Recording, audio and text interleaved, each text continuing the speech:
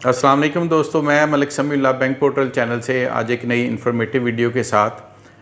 मेरा पाकिस्तान मेरा घर स्कीम जो कि पिछली गवर्नमेंट ने स्टार्ट की थी, आपको पता है कि वो इस नई हुकूमत ने अभी फ़िलहाल उसको रोक दिया है और अगस्त के आखिर में उसकी कोई नई डेट या कोई नया प्रोसीजर अनाउंस होगा।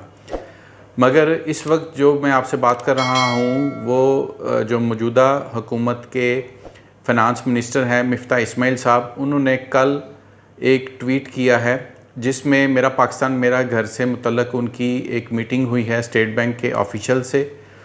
अपने इस ट्वीट में मिफ्ता इस्माइल साहब ने इस बात का इंदिया दिया है कि ये स्कीम जल्द शुरू कर दी जाएगी दोबारा से।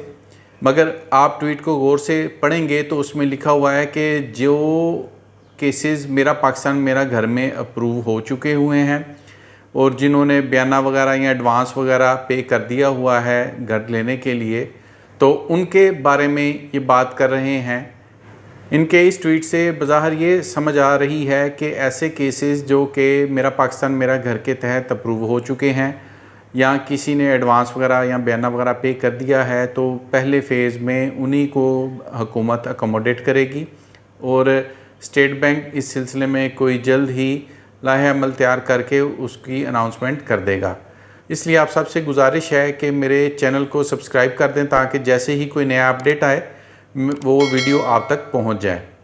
क्योंकि जब ये स्कीम बंद हुई थी तो लोगों की तरफ से काफ़ी ज़्यादा प्रेशर था, काफ़ी ज़्यादा कंप्लेंट्स गई, ख़ास तौर पे ऐसे अफराद की तरफ से जिनके केस अप्रूव हो गए थे और उन्होंने बयाना वगैरह अपने दे दिए थे। काफ़ी ज़्यादा मुझे भी मैसेजेस आए कि जी हमारे तो बयाने मर जाएंगे एडवांस जो हमने पे किए हैं। तो इस सिलसिले में क्योंकि गवर्नमेंट पे भी प्रेशर था तो एक ये ख़बर आई है तो मैंने आपसे जो शेयर कर दी।